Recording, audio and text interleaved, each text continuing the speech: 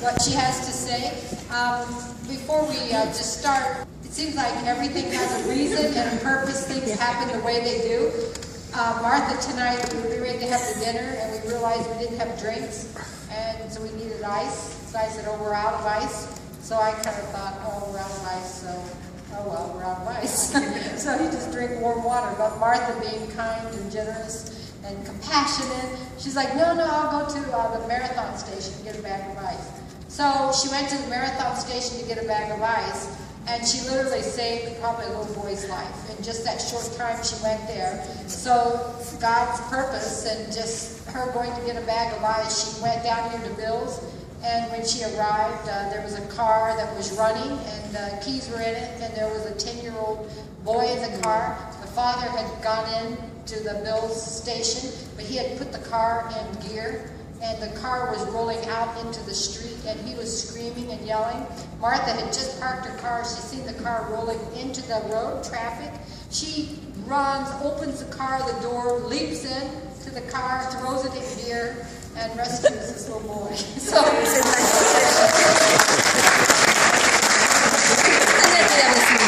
she's like a modern day hero.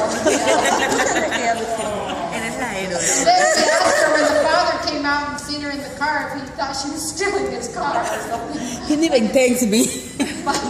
I think he was so nervous, he didn't even thank me. The boy was crying, yeah, and was upset. But I mean, we don't know. You know, we ran out a bag of ice, and because she went to marathon to get that bag of ice, literally, you know, she rescued that little boy, and she was really shook up when she came back. She was really shook up, but it's God's plan in our life. We never know reasons, and things happen like that. And we were all feeling bad because we didn't go get the bag of ice, and we should have not made Martha go. But then when we heard she was the hero, I was glad it was her, not me. I don't think I could have ran that fast and opened the door and jumped in and saved the day. So, well, Kimberly, so tonight you wanted to start with showing some pictures. That's right. Right? So, and your family's here, so tell us who your family friends are.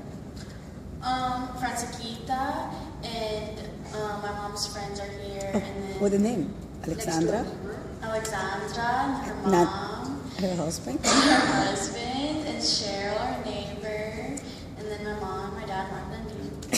And some friends from school. Sarah and Kenny.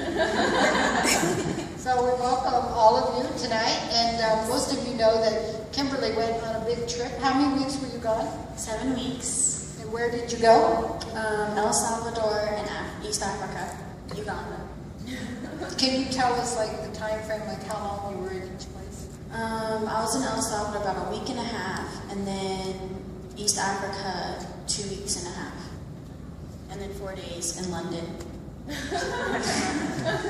What were you doing in London? It was a debriefing time to get back and talk about our trip and stuff like that. So, okay, well, we'll start with the photos. So you take it from here and tell us, okay?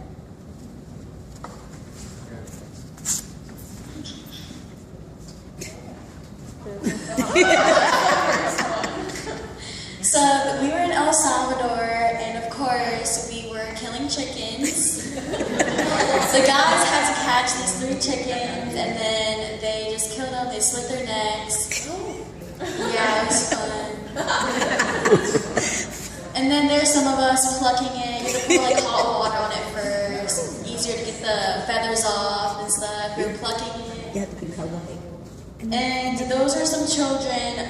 There's, of course, 2 Americans and 2 little girls around the neighborhood. They're always fun to be around.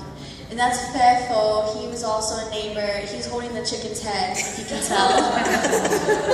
Yeah, he's holding the chicken's head. He was always nice to be around. He was full of energy, always goofing around. Yeah, it's fun. This is like a mental clinic I kind of went to.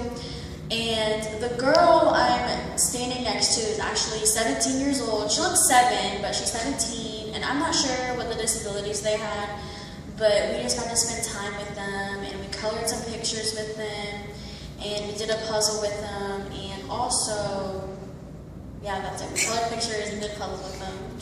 Yeah, and it took about like 3 hours to do that stuff just because like their attention span, they don't really have a good one. And no one really spends time with them to like give them the proper teachings they need. So they call everyone like mama and papa, and they can't talk at all, but they can understand what you're saying. They're really nice children. And that's Bree and I. And we were taking a break from playing soccer. While we were in El Salvador, we did a kids camp.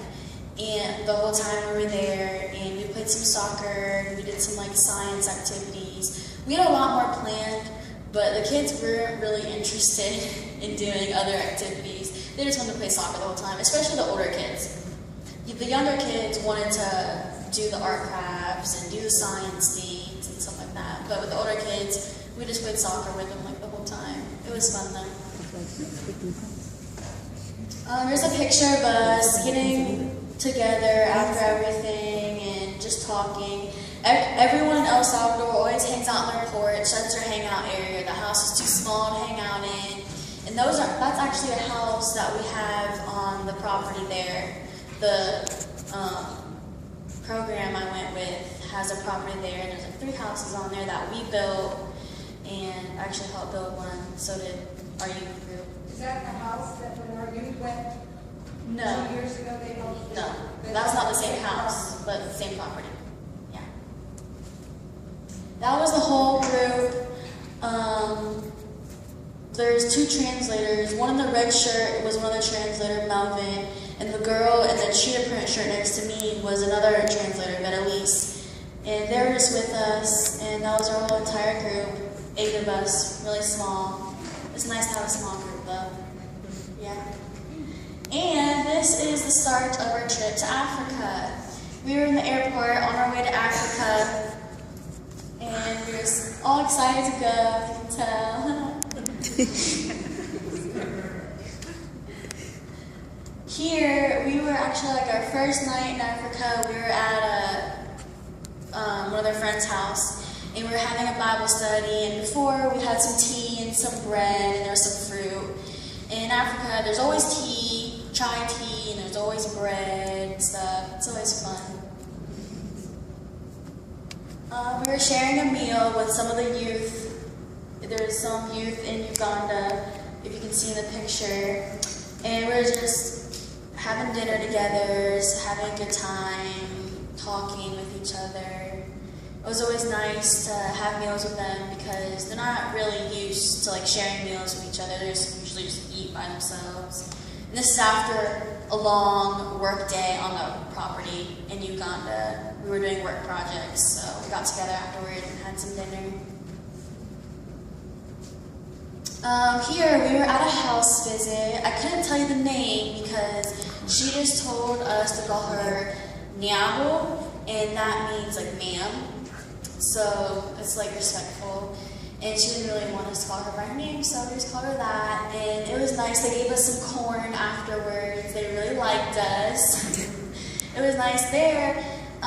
We just got snacks because we were eating lunch somewhere else. But for them, it's respectful to like give you the food and like go away and like have you eat it. And then once you're done eating it, they come back and like talk to you and stuff. We got to talk to them. Actually, their family, her husband died, but he had like a huge farm, and he actually had like a path for like his sheep and stuff like that.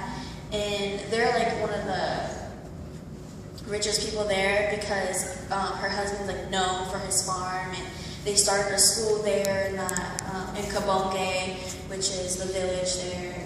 And yeah, he's like known for his farm and like giving it out and selling it and stuff like that. We were actually on our way to Nakasongola, and I took this picture from the bus, and it was just a parade. Some of the signs says, treat us fairly. I can't really read it that well, but it's also talking about like don't rape and like AIDS is bad and stuff like that. And in Africa, if you didn't know, there's a lot of problems with AIDS. And mainly because, you know, there's a lot of poverty, so young children or like women will be in prostitution, and also there's a lot of polygamy there, and you get AIDS that way, and then the children are born with it if the kids, if the mother has AIDS and stuff like that. So they're just trying to stop it. Like they're on the billboards, just like talking about HIV and AIDS, like how to prevent it and stuff like that, and get tested for it. It's a big thing there. It's made like really advertised. Yeah. This was at Nakasangola. This was some of the children. They were just so cute and so fun. And yeah, this next picture, please. This is some of the children again. I don't know if you can see me there in the middle. Yeah, I see you. I was surrounded by the children in Nakasangola. It was a lot of fun. When we got there, it was like a church we stayed in, and actually that night, we were sleeping in the church. We were sleeping there. Nakasangola was like 2 hours, 2.5 hours away, so we were staying there. And the children and some of the families were so happy that we were staying there with them. They actually stayed with us. But we like put benches. It's like a dirt floor, dirt walls. If it's a window, it's just like a hole in the wall cut out. There's no screen or anything. And you don't want to sleep on the floors. Like they put benches together, and like no one had pillows or blankets. So of course we come with our sleeping bags. So what do? We give them to everybody. We give our sleeping bags to everybody. You know, we feel bad. We're not going to sleep with our sleeping bags, and then like the kids on dirt floors, and then the moms on the benches and nothing. It's cold outside because it's dry season, so it's like freezing at night, and it's chilly in the morning, but hot during the day. So we gave our sleeping bags to everyone. They were so happy, and it was nice, and we got to sleep on dirt floors, but it's okay. It's worth it, right? Just one night.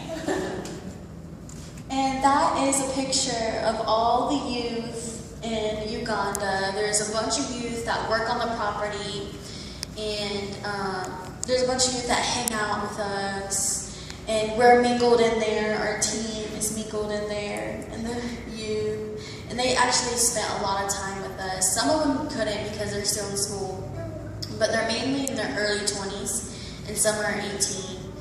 And yeah, they just spent all their time with us. Those are 3 children. The one on my lap is Rachel, and the one in the pink sweater is Rebecca, and then the one in the brown sweater is Victor. I actually stayed at their house, and it was really nice. They were so sweet. Right when I walked in though, their house, their kids like bowed down to me. It was like, "You are welcome," because it's just like a sign of respect. But I was like, oh my, I felt so bad because the children there actually like taught in school that Americans are better than them. And that's not right, you know? So like I felt like they were thinking I'm better than them. I was like, what? That's so sad. Don't bow down to me like that. Like I had tears in my eyes. I don't hold it back. Like, it was just so sad. I don't have to bow down to me. But it's like a sign of respect. I talked to one of our American friends from the school that was there with us. And she's like, yeah, it's just a sign of respect. A lot of people even do that to each other that live in Africa, so I felt a little bit better. That is their mom. In Africa, in Uganda, I don't want to speak for all of Africa, but in Uganda, it's disrespectful to call the women, well, the moms, by their first name. You call them by, you say, like, for her, it'll be Mama Rebecca, because that's her first child. So that was Mama Rebecca, but her name was Annette. And yeah, she was like 6 months pregnant, not quite sure what to. I don't know. But yeah, this is Deborah. She's one of my friends. She couldn't spend that much time with us because she was working a lot. She's a teacher. And yeah, but we love each other. She called me her sister. It's so cute. Yeah. And that is her sister Millie. We were actually at her house the first night. That's where we had the Bible study and some tea and some bread. This was actually like the only big animal that I saw that I loved in Uganda. And this was one of her last days, and it's like a double-muscled donkey. Don't you? So that's why it looks so weird. It's double muscle. It's like born with it. Yeah, it's really. Yeah, double muscle. It's really lovely, right? And here we were actually leaving London. This was our time in London. We were at the train station. It was really nice. We got to stay in the countryside of London. It was so peaceful, quiet, like so peaceful. The only thing you can hear is like trains passing by. And in London, it was just a time of debriefing to Greg Garner, the head of the school there. He met us there, and he got to talk us through our experience and like to help us process it and like share his Bible verses and stuff like that. So it was just a time to process everything, to think it through, and it was really helpful actually. I enjoyed it very much. Yeah, that was some of my trip. These are the pictures that I took because I won't get, they wouldn't let me take my camera around, or else I would take a lot more pictures. But I won't get my pictures that they took until like December. So that's some of them. Everybody's going to ask me some questions. And you guys think of some questions that maybe the team that went to El Salvador, you may have some questions for her as well as the rest of us. So let's go back to El Salvador first, okay? So 2 years ago? Yeah, it was 2 years ago that we were all in El Salvador, Steve and the rest of the youth, and you were on that trip as well. So how was this different than what we experienced? Because you went when you were a youth, and this time you went after graduating from high school as an intern. What was different about this compared to what we all learned? Well, this trip was obviously a lot more intense. And for the El Salvador portion, it was like all self-facilitated. We were doing a kids camp while we're there, so we constructed that. We got to do like pick what we're doing day to day, and we would do each other's like devotion in the morning, and then like more devotion at night, and calm down time. Like we would do everything throughout the day. It was basically us organizing everything. Instead of having like a head leader, we were all doing something, and that was different because, you know, You have responsibility. yeah, we have responsibilities. So that was different, responsibilities. So everyone was curious when you were there the first time. This girl is the only person I know who possibly almost got eaten alive by mosquitoes. I've never seen, it looked like that commercial you used to see where the guy would stick his arm in the mosquito tank without the off on, you know, and her legs looked like she stuck them in a mosquito tank or something. It's as close as I've ever come to thinking I really need to call her parents, because this is not looking good. I didn't know if she was going to have legs by the time we got back. Her legs were so swollen and billions of mosquito bites. So everyone wanted to know, did Kim get bitten by mosquitoes while she was in El Salvador? Actually, not really, and I didn't use any bug spray. So I don't know why you got chewed up that first time. Well, I was also in Milagro de Dios, and it was like a lot of still water there. So I mean, brings mosquitoes. We were sitting and yeah. So in El Salvador, what were the things like? There is a lot of poverty compared to Uganda. You know, how did you see the comparison between the two countries with poverty and the way the families lived? The families kind of lived different, like the similar house structures were the same. Like made out of dirt floors, mud walls, mud walls, in Uganda, like straw roofs. And then I don't know what they're called, but like they're round and red, so like half Bricks? yeah, not bricks, but like the roofs, like not really shingles, but look like shingles. Yeah, I guess. Yeah, those are like their roofs. Actually, they were lucky they had that, but they actually had tin roofs in El Salvador and Uganda too. So tin, it was pretty hot. Yeah. Did they have air conditioning? No. Did they have carpet? See what else luxuries? TV? Did they have TVs? Did they have lights in their homes? If they're lucky, they had one light bulb. So, these, what's that? What about the bathroom facilities? In El Salvador. In El Salvador?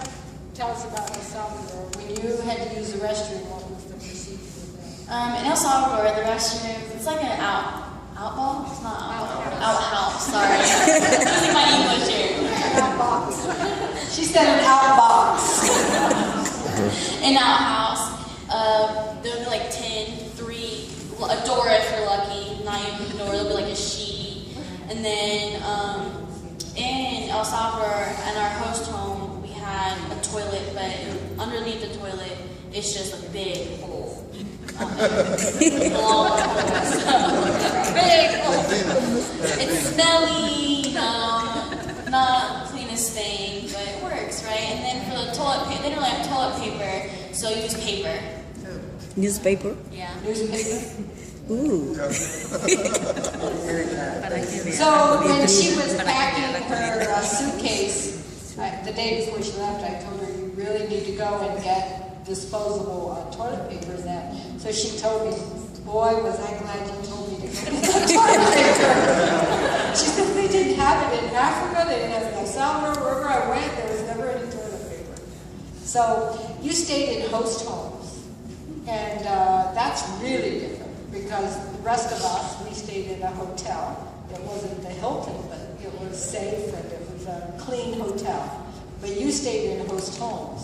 So when you stayed in host homes, the floors were dirt and the walls were mud walls. So what did you have to sleep in El Salvador? In El Salvador, they are so nice. They'll give you everything just for you to have a good time. So we had beds. And there was, in my host home, there was like a back room, but it was covered with like a sheet, so I didn't really get to see back there, so always had it closed. But I'm pretty sure they slept on the floor for us to have the bed, because they only had one bed in their house. So it was really nice, and there was also... Gave you their bed. Yeah, they gave us their beds, and their best. They gave us everything, their best, so we could have a good time while we're there. And you went to church while you were there in El Salvador? Yes. In El Salvador? Yes, I went to one church. Like a Sunday morning Yeah, service? Sunday morning service. How was that? Like, does the preacher preach long, really long, or about the same as us? For a couple hours they'll preach, and it was actually a woman preacher, so I was really like impressed. Because usually they want like men preachers, and stuff like that. So, but also yeah. So the service would last 2 hours, or she would preach for 2 hours? I wasn't there for the preaching part. I was with the kids, but like the service would last about 2-3 hours. Preach about an hour or 2. Quite different than here, huh? So, how about music? Is it really lively? Yeah, it's really lively. Everyone's dancing, having a good time. Letting live. Having a good time in church and dancing, that's good. Was it all in Spanish, I assume? Yeah, it was all in Spanish. Did you understand? I could understand, but I wasn't there for the sermon because I was with the kids. I had to translate for one of our team members. They were doing class with the kids. But Rafa is actually from the school institute that I went with, and he was one of the families that were staying there for like 6 months, so he translated for us Americans. So was that hot, El Salvador? Like, when we were there, it was really hot. We were there in June, so... Surprisingly, it wasn't that hot. There was days that was hot, but it was like rainy season, and it was cool most of the days, surprisingly. I was really surprised. It was hotter in Nashville. So what was in El Salvador, what was the hardest thing that you faced in El Salvador?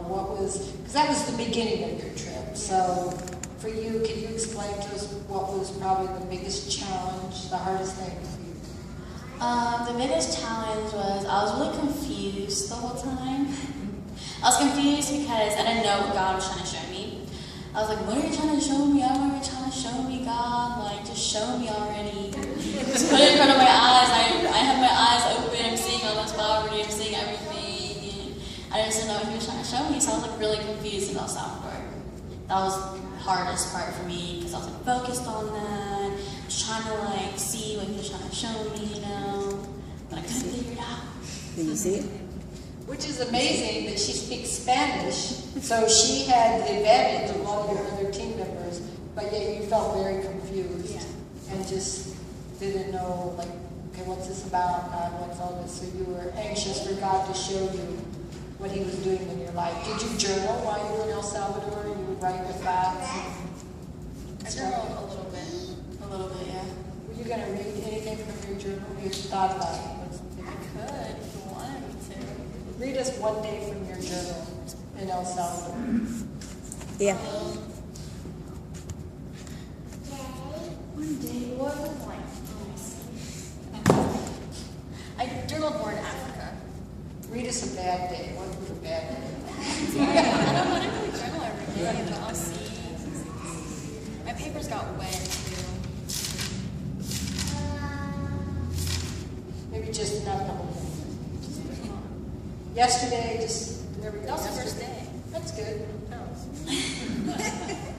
Okay, so yesterday we arrived in El Salvador, and the first thing we did was eat pupusas. They were delicious, like always. After that, we drove to the land, and it took about 2 hours because traffic. But when we arrived, it was raining. It's raining season there. After the rain calmed down, we took a tour around the town. I can't wait to meet the families that we passed by. That's good. So did you get to meet those families? And did you meet some special people that in El Salvador? Okay.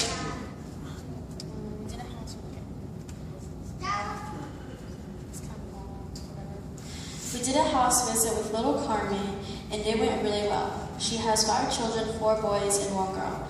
Her husband left her after the war and went to the United States. She has a field with banana trees, and it's under her husband's land, which sucks because that means he can take it away no matter what and whenever. Also, she does work that a man should do. She has sons to help, but they also have to go to school. She goes to the city, Gouty every day at 4 a.m. to sell rolls of banana leaves. She also has a pequeña tienda, a small store at her house. She does everything possible to provide a good life for her kids. She said she cuts down about 30 to 50 leaves and will go on her knees to roll them up in packages to sell. She often cries from being on her knees for hours at a time to roll up the banana leaves. She is such a great mom. She works so hard. That's a very hard picture to see, right? So you began to see that day after day, the poverty and how people, so that's beginning to play on your mind and your heart, and then God takes you to Uganda. So then when you arrive in Uganda, how did you make that switch? Like, that's extreme. So now you're out of your comfort zone because you don't well, were they speaking English in Uganda? Yes. Most of the time. So what was happening now as you switch into Uganda? What role do you play? What's it like now? As you go to Uganda, how did it change? Things change for you? Well, the time difference changed dramatically, but how it changed for me was I was just ready, to go to different place that doesn't speak Spanish. Never been to a different country that never speaks Spanish, so I was actually really happy and anxious to see what God had for me in store there, and I was just ready to hop in and do everything. So I don't know, I was just like really excited and anxious at the same time. Also in Africa, it's like we're a lot of poverty, a lot of poverty. It's like hard to see, a lot of injustice. So it was a harder trip in Africa. Tell them what you told me, the average, what people made in one day, the average income, right? You told me in families in Uganda. The average income is about $1 a day, which is 1 meal a day, not even. So they just have 1 meal, and that's it. And usually be like in the middle of the day. Would that be poverty or middle class? Eating 1 meal a day, living on $1 a day, is that extreme poverty, or would you be considered middle class, the fact that you get 1 meal a day? That's extreme poverty, yeah. But there's worse cases, obviously. But I wouldn't really be considered middle class. But if you got like maybe 2 meals a day, that would be like amazing. You'd consider like middle class. You got 2 meals a day. Did you guys eat more than 1 meal a day when you were in Uganda? Yeah, we had 3 meals a day, sometimes only 2, we'd skip dinner. But we'd have snacks or something like bread and chai. Kim asked me, do you know what jiggers are? So I was like, yeah. I said, I grew up in the country. We have jiggers out there when you pick berries. I said, I just got some a couple of weeks ago. She goes, jiggers? Really? You have them here? So then she began to tell me about, she said, well, the kids in Africa had lots of jiggers. And then she was talking about what they did to take care of the problem. Tell them what the kids were doing because they had jiggers. It was like children operating on children. There was like 15 or 14-year-olds, not even, taking out jiggers of just like little kids that had it. It was actually like a family that had it. And in Africa, you can get jiggers from not having shoes. These kids didn't have shoes. It's in the dirt, dirt roads, dirt houses. And they're like little bugs living in the dirt. And just like from being unsanitary and stuff. So it was really sad. And like some of them like really, really bad. And their feet are already numb from not having shoes, day to day, walking dirt roads. They walk miles to school, some rocks on the roads, their feet are already numb for that. And then while they're taking like the jiggers out, like they're crying, just like bawling their eyes out. You can tell they're really in pain from that because obviously the little girls didn't know what they were doing. They were using like compasses from school, not even cleaning them, like passing it around. The sharp point of the compass. Yeah. And they were digging their skin. Yeah, it was really bad. And then after they would do that process, we didn't know how to take them out, but obviously we wanted to help them. And this was in a school that we were doing this. We did a school visit. And so after that, they be sent to us, and we would clean them and then bandage them. Hopefully it got rid of them, or it got temporarily better. So did you get to share the gospel with people in Uganda and El Salvador? You did a lot of kids camps and you helped in the schools and the hospitals. You said you went to a hospital to visit. But did you have opportunities for team members to share their testimonies and to share about God's love with the people that you were with? Yeah, we had lots of opportunities to share the gospel with people. In El Salvador, we didn't really share the gospel that much because the institute that we were with haven't been in El Salvador that long, and they're still trying to build relationships with the families there. So it takes a while, but we had a night of Bible study with some friends from the neighborhood and stuff. That was like the only opportunity we had in El Salvador. For us, we did, for the kids camp, we did like a play of the Good Samaritan, and we read out the Bible there. So we got to share it with the children, and we explained it afterwards and stuff. But Uganda, they've been in Uganda for a really long time, like 10 years or more, actually like 15 or something like that. So